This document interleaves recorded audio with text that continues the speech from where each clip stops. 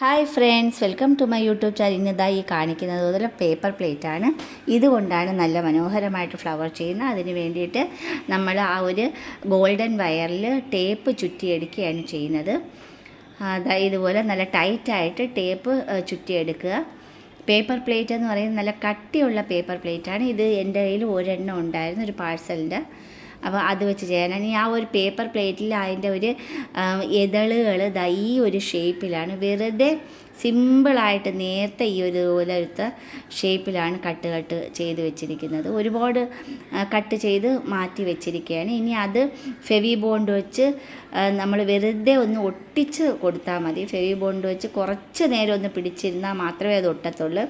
അത്രയ്ക്ക് നല്ല കട്ടിയുള്ള പേപ്പറാണ്, പേപ്പർ പ്ലേറ്റാണ്. ഇതിലത്തെ ഒരു പ്ലേറ്റ് വെച്ചാണ് ഞാൻ ഈ കംപ്ലീറ്റ് ഫ്ലവർ ചെയ്തിരിക്കുന്നത്. അതുപോലെ 2-3 പേപ്പർ പ്ലേറ്റ് ഉണ്ടെങ്കിൽ നമുക്ക് ഒരുപാട് ചെയ്യാൻ പറ്റും. വളരെ സിമ്പിളായിട്ട് ആർക്കും ചെയ്യാവുന്ന എളുപ്പത്തിൽ ഇതേ ഒരു ഷേപ്പ്, ഒരു ഗോപിയുടെ ഒരു ഷേപ്പ് പോലെ, അല്ലെങ്കിൽ ഒരു മുട്ടിൻ്റെ ഷേപ്പ് പോലെ കട്ട് ചെയ്ത്, അതുപോലെ തന്നെ ലീവ്സും ഇതേ ഷേപ്പ് തന്നെയാണ് കട്ട് ചെയ്തെടുത്തിരിക്കുന്നത്. വളരെ സിമ്പിളായിട്ട് ഒന്ന് മടക്കി വെക്കുകയാണെങ്കിൽ നമുക്ക് ആ പിടിക്കുന്ന ഭാഗത്ത് കുറച്ച് സമയം നമുക്കൊന്ന് പിടിച്ച് വെക്കാൻ പറ്റും. അതുകൊണ്ടാണ് അതിൻ്റെ സെൻറ്ററിൽ ചെറുതായിട്ടൊന്ന് മടക്കിയത്. ഇനി ആ ഫെവി ബോണ്ട് വെച്ച് നമ്മൾ അതെല്ലാം ഒട്ടിച്ചൊട്ടിച്ചെടുക്കുകയാണ്.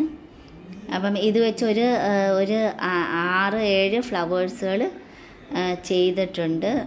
ഇതുപോലെ വെറുതെ ഒട്ടിച്ചെടുക്കുമ്പം തന്നെ കളറില്ലാതെ തന്നെയും നമുക്ക് ആ ഒരു വൈറ്റ് ഫ്ലവറായിട്ട് വേണമെങ്കിലും നമുക്ക് ചെയ്യാം.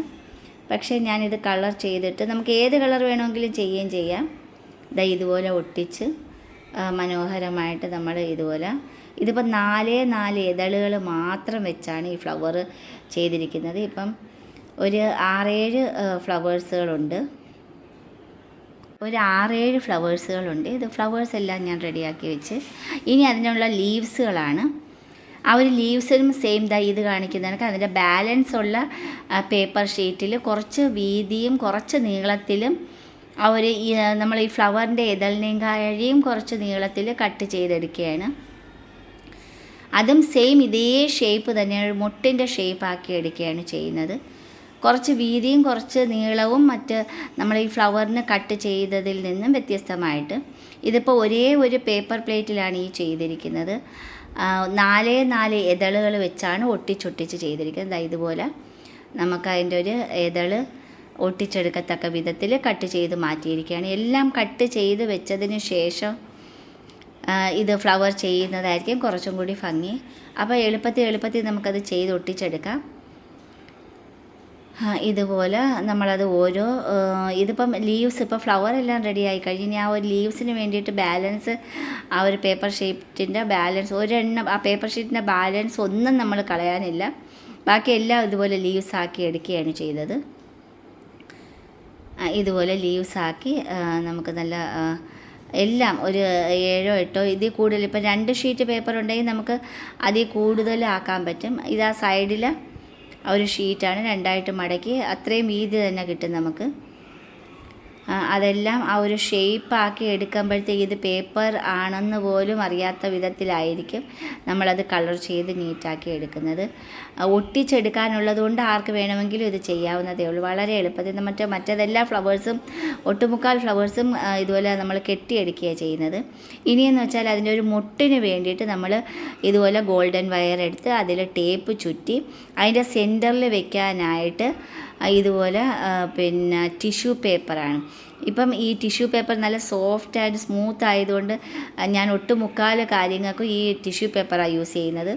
മറ്റേത് ന്യൂസ് പേപ്പറായിരുന്നു, വേസ്റ്റ് ന്യൂസ് പേപ്പറായിരുന്നു. ഇപ്പോൾ അതിന് പകരം ഇതുപോലെ ടിഷ്യൂ പേപ്പർ ചുരുട്ടിയെടുക്കാനും നമുക്കത് ഒട്ടിച്ച് ചേർക്കാനും വളരെ സ്മൂത്ത് ആയതുകൊണ്ട് ചെയ്തെടുക്കാം.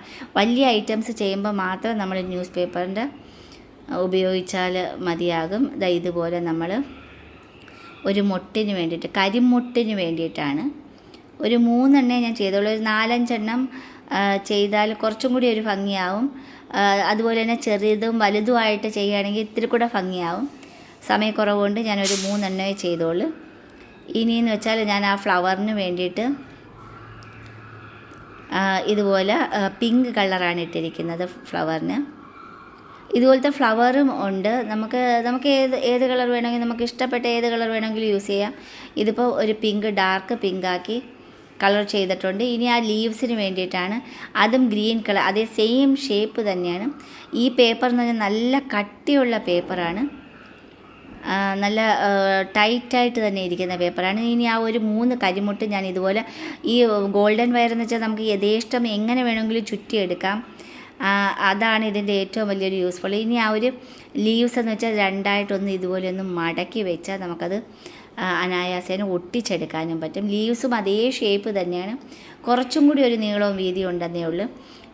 ആ 3 കരിമുട്ട് നല്ലതുപോലെ ചുറ്റി വരിഞ്ഞ് വെച്ചതിന് ശേഷം നമ്മൾ അതൊരു ലീവ്സ് ഒട്ടിച്ചെടുക്കുകയാണ് ചെയ്യുന്നത്. ഇതുപോലെ ഒട്ടിച്ച് മനോഹരമാക്കി നമ്മളെടുത്താൽ നല്ല ഒറിജിനാലിറ്റി ആയിട്ട് തന്നെ ഫീൽ ചെയ്യും.